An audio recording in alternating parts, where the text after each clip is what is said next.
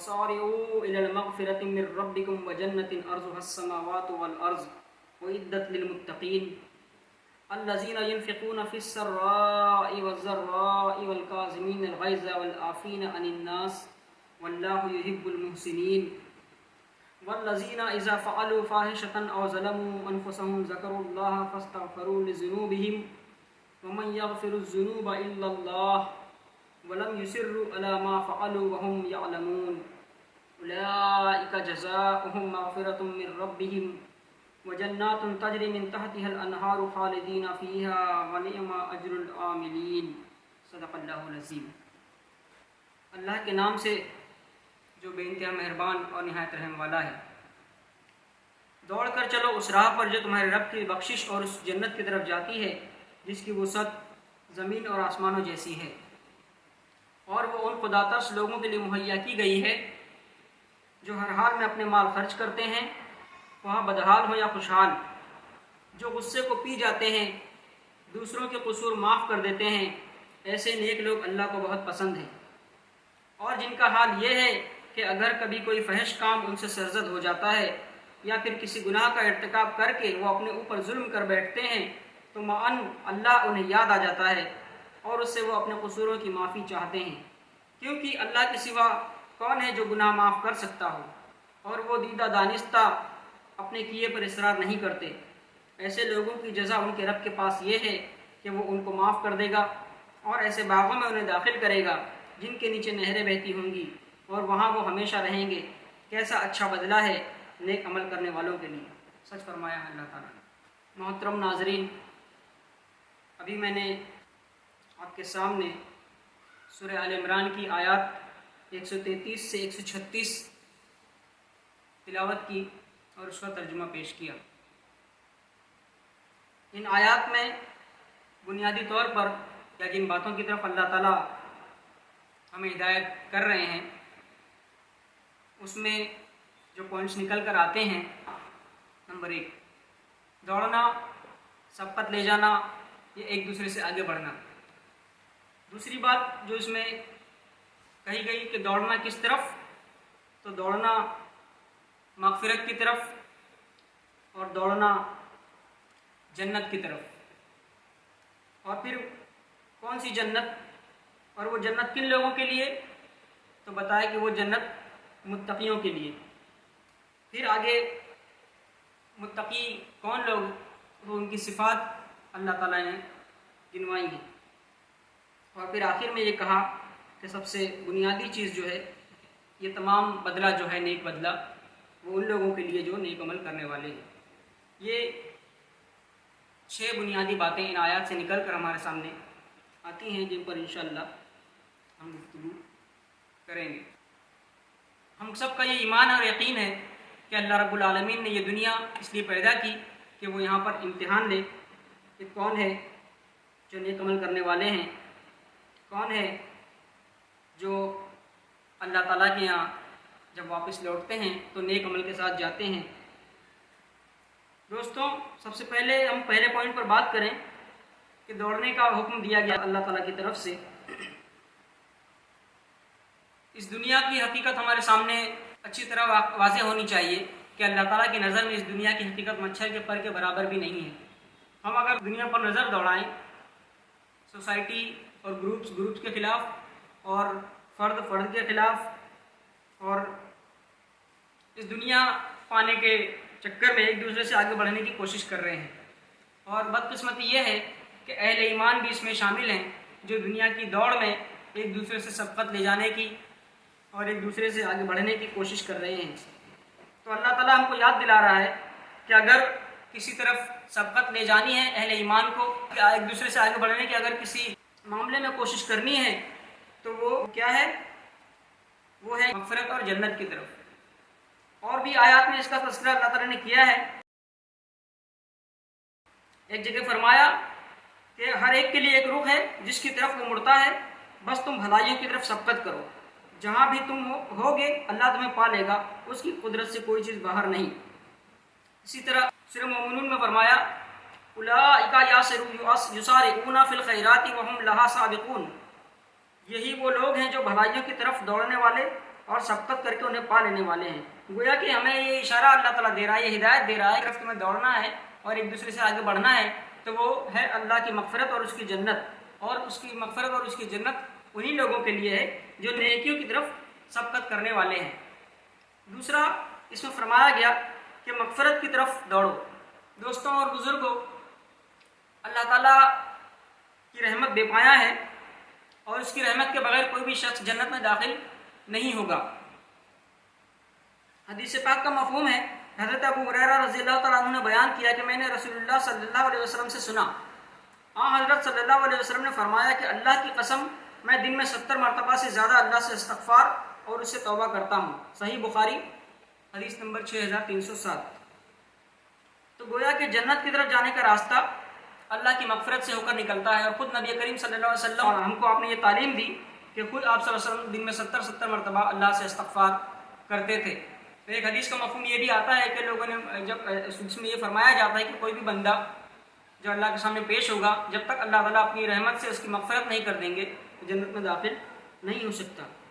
گویا ہمیں اللہ کی مغفرت کی طرف دوڑنا چاہیے، اور مغفرت جب ہمیں ملے گی تو کیا اس کے آگے کا جو راستہ ہے وہ ہے جنت کی طرف۔ جنت کی طرف، جنت کیا ہے؟ جنت اصل میں انسان کا پہلا گھر ہے، جہاں پر اللہ تعالیٰ نے حضرت آدم علیہ السلام، حضرت حوا دونوں کو جنت میں رکھا، اور پھر وہ واقعہ بھی پیش آیا کہ جب ان سے غلطی سرزد ہوئی اور اللہ تعالیٰ نے اس دنیا کو آباد کیا، آدم علیہ السلام، حوا اور شیطان تینوں کو زمین پر بھیجا، اور پھر آدم علیہ السلام سے کہا کہ میری ہدایات جیسے جیسے تمہارے پاس پہنچیں گی ویسے ویسے عمل تم کرنا ہے۔ اور پھر یہ کہا کہ اب واپس گویا کہ یہ بتایا گیا کہ جنت انسان کا پہلا گھر ہے، اور اب جنت میں جن لوگوں کو بھی داخل ہونا ہے ان کے لیے جو شرائط ہیں وہ ہے عمل و اطاعت۔ یہ فرمایا گیا اللہ تعالیٰ کی طرف سے کہ میں تم کو دنیا میں بھیج رہا ہوں اور میں دیکھوں گا کہ کون ہے جو میری ہدایت پر عمل کرتا ہے۔ شیطان نے بھی کہا کہ میں تیرے بندوں کو بہکاؤں گا، لیکن اللہ تعالیٰ نے بھی کہا میں بندوں کے لیے ہدایت کا سامان کروں گا، اور اللہ تعالیٰ نے رسولوں کو بھیجے، قرآن اور دیگر کتابیں بھی اللہ تعالیٰ نے نازل کی۔ اب جو بھی ان ہدایت پر عمل کرے گا وہی گویا اپنے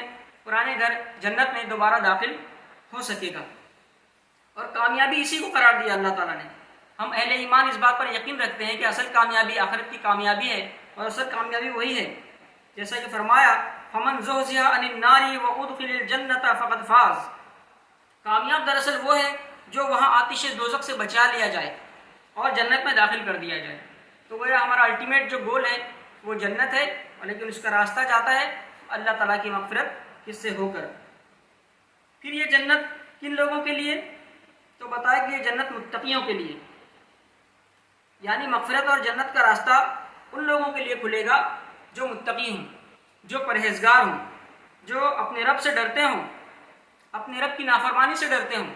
ڈرنے کا مطلب اپنے رب کی نافرمانی، اس نے جو بھی حکم دیا ہے کرنے کے لیے اسے کر ڈالا جائے، اور جن باتوں سے اللہ تعالیٰ نے منع کیا ہے اس سے رک جایا جائے۔ یہی ہے تقویٰ۔ متقیوں کی کئی صفات پورے قرآن مجید میں مختلف مقامات پر بتائی گئی۔ سورہ البقرہ شروع ہوتی ہے وہیں سے کہ اللہ تعالیٰ نے متقیوں کی صفات کے ساتھ اس کو شروع کیا کہ کون لوگ ہیں متقی، اور متقی وہی لوگ، جو لوگ متقی ہوں گے وہی لوگ اس قرآن سے فائدہ اٹھا سکتے ہیں۔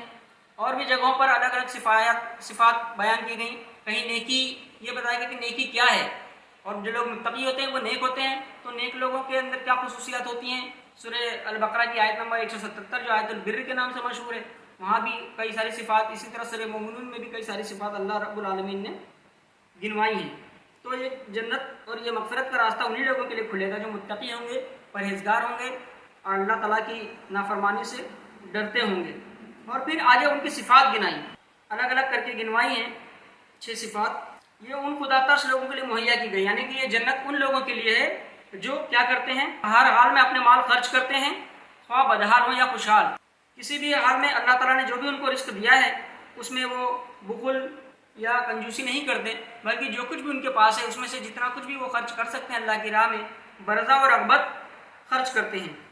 دوسری صفت بتائی متقیوں کی کہ وہ غصے کو پی جاتے ہیں۔ یہاں یہ نہیں فرمایا گیا کہ انہیں غصہ نہیں آتا۔